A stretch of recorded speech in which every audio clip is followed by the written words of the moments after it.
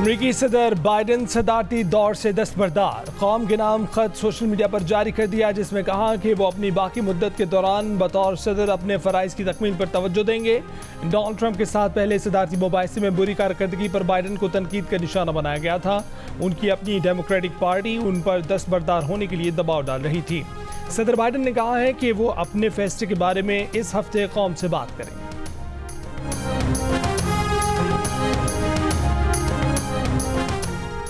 जो बाइडन ने अपनी जगह नायब सदर कमला हैरिस की बतौर सदारती उम्मीदवार नामजदगी की तौसीक कर दी। अमरीकी तारीख में पहली मरतबा एक गैर सफ़ेद फॉर्म खातून अमरीका की सदारती उम्मीदवार होंगी।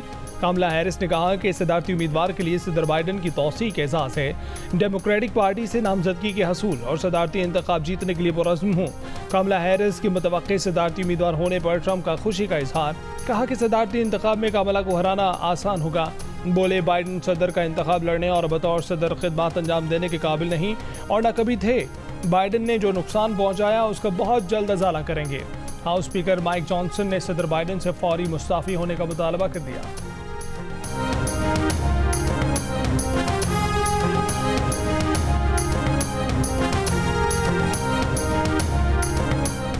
अमरीकी सदर जो बाइडन की कमला हैरिस को सदारती उम्मीदवार नामजद करने पर डॉक्टर मलिहा लोधी ने तबसरा किया कि कोई डेमोक्रेट सदारती उम्मीदवार डोनाल्ड ट्रंप को नहीं हरा सकता।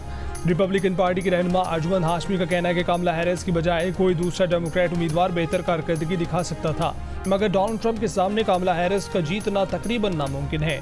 पाकिस्तानी अमेरिकन कारोबारी शख्सियत तनवीर अहमद ने कहा है कि इंतखाबी मुहिम के लिए मुख्तस रकम जो बाइडन को फौरी कमला हैरिस को दे देनी चाहिए ताकि वो मुहिम पर तवज्जो दे सकें, क्योंकि डेमोक्रेट्स के लिए चैलेंजेस बढ़ते जा रहे हैं।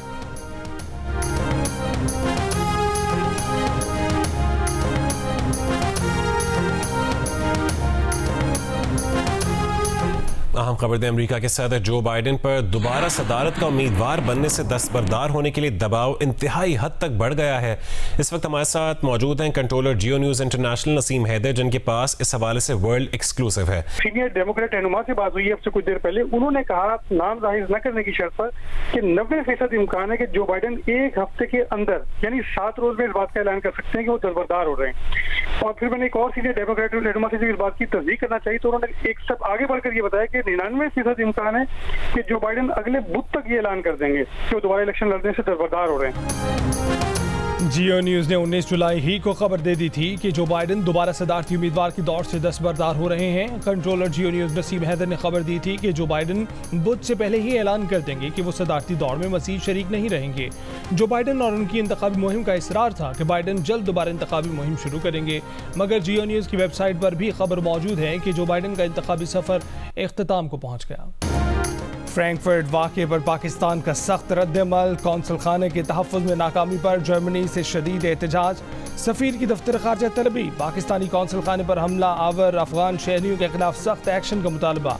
वज़ीर दिफ़ा ख्वाजा आसिफ ने अफ़गानों को एहसान फरामोश करार दे दिया। पाकिस्तान में अफ़गान शहरियों की मेहमान नवाजी ख़त्म करने का इशारा दे दिया। कहा कि ये पाकिस्तान को बुरा कहें, परचम की बेहुरमती करें और हम उनकी मेज़बानी करें, मेहमान नवाजी की भी हद होती है। जर्मनी के शहर फ्रैंकफर्ट में अफगान शहरियों ने पाकिस्तानी कौंसल खाने पर हमला किया था।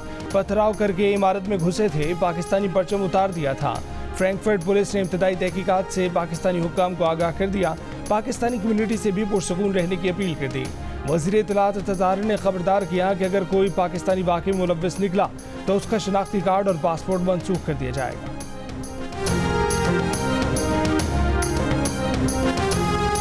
कराची के मुख्तलिफ इलाकों में मुसलसल दूसरे रोज भी बादल बरसे। दोपहर को कई इलाकों में बारिश हुई। शहर में हब्स खत्म होना हुआ। शहर का पारा 40 डिग्री तक पहुंचा। गर्मी 53 डिग्री की महसूस की गई। महकमे मौसमियात की बलोचिस्तान के शहरों लसबेला, कल्ला, आवरान, खुजदार, जो, बारखान, मूसा खेल, नौरलई और जाफराबाद में भी आज बारिश की पेशगोई। पंजाब में आज से 25 जुलाई तक मानसून बारिशों के चौथे स्पेल का इम्कान है।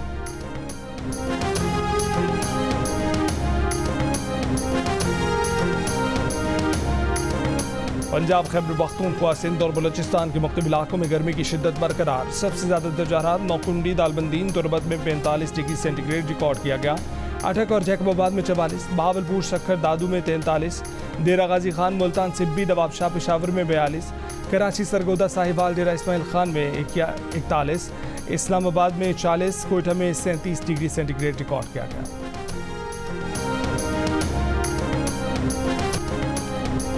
शदीद गर्मी में बिजली की तवील एलानी और गैर एलानी लोड शेडिंग से अवाम परेशान। कराची के मुख्तलिफ इलाकों में 10 से 12 घंटे की लोड शेडिंग। रावलपिंडी के शहरी इलाकों में 3 से 4 घंटे और देही इलाकों में 4 से 5 घंटे बिजली बंद रहना मामूल बन गया।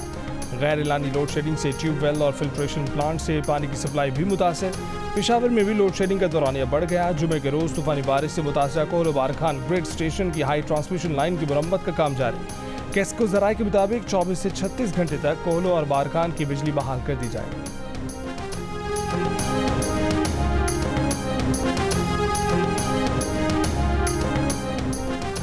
यमन की हुदैदा पोर्ट पर इसराइल के फ़ज़ाई हमले के बाद हौसियों का मौसर जवाब देने का ऐलान। इसराइली शहर एलात और बहीरा अहमर में अमरीकी जहाज़ पर बैलिस्टिक मिसाइलों से हमला। इससे पहले इसराइली हमले में अलहुदैदा बंदरगाह पर बिजली घर और तेल के ज़खायर निशाना बनाए गए थे। पोर्ट पर लगी आग बुझाने की कोशिशें जारी। यमनी हुक्काम के मुताबिक हमले में 6 शहरी जमात, 83 जख्मी, 3 लापता हुए हैं। सऊदी अरब का यमन पर हमलों से किसी किस्म के ताल्लुक से इनकार। कहा कि अपनी फ़ज़ाई हदूद में किसी भी फरीक को दरअंदाजी की इजाज़त नहीं देंगे।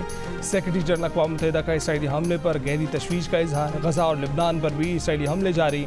गज़ा में गुज़िश्ता 24 घंटों में मज़ीद 60 से ज़ायद फ़लस्तीनी शहीद।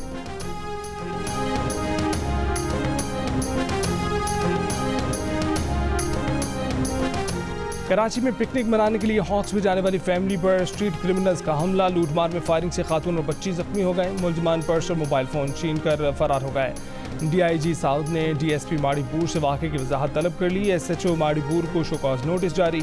मुलजमान को 1 हफ्ते में गिरफ्तार करने की हिदायत। रवां बरस अब तक कराची में डकैती मज़ाहमत पर 82 अफराद कत्ल, जबकि 200 अफराद को जख्मी किया जा चुका।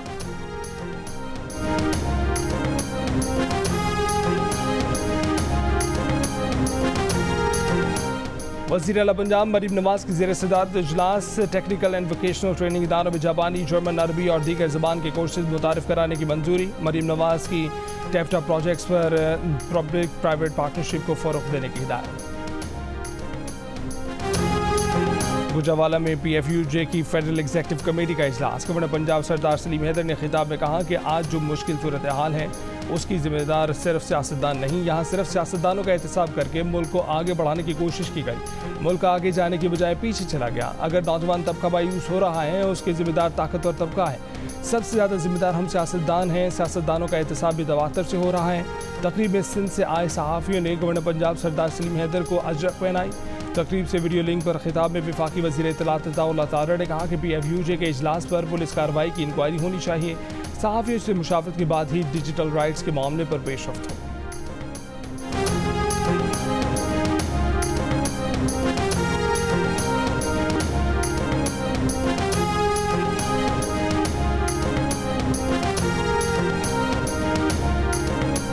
हैदराबाद में IT टेस्ट मुकम्मल, नताइज का ऐलान जल्द बजरिया ईमेल होगा। गवर्नर सिंध कामरान टिसोरी ने कहा है कि टेस्ट पास करने वाले 50,000 तलबा को आलमी सतह का कोर्स कराएंगे। सिर्फ इतवार को 28,000 तलबा और तालिबात ने IT टेस्ट दिया। कराची की तरह हैदराबाद के होनहार तलबा को भी लैपटॉप और जदीद मोबाइल फ़ोन देंगे। सिंध के लोगों ने अवामी गवर्नर का लक़ब दिया। जिम्मेदारी निभाने के लिए जो कुछ हुआ करूँगा।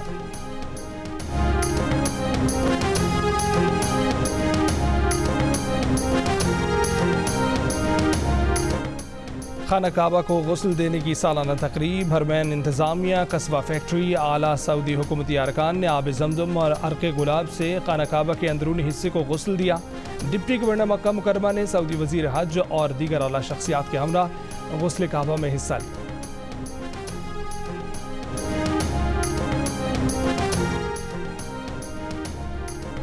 डार्बन में जारी 4 रोज़ा मैच में पाकिस्तान शाहीन ने बांग्लादेश A को जीत के लिए 428 रन का हदफ दे दिया। पाक शाहीन ने दूसरी इनिंग्स 226 रन 3 खिलाड़ियों को आउट पर डिक्लेयर कर दिए। उमर बिन यूसुफ की सेंचुरी, मुबस्सिर खान की 95 रन। पहली इनिंग्स में 266 रन बनाकर आउट होने वाली बांग्लादेश A ने दूसरी इनिंग्स में बगैर किसी नुकसान के 20 रन बनाए। विमेंस एशिया कप में पाकिस्तानी विमेंस टीम ने नेपाल विमेंस टीम को 9 विकेटों से हराकर इवेंट में पहली फतह हासिल कर ली। पाकिस्तान ने हदफ बआसानी 12वें ओवर में हासिल कर लिया। इससे पहले मैच में भारत विमेंस ने UAE को 78 रन से हरा दिया। UAE की टीम 7 विकेट पर 123 रन बना सकी।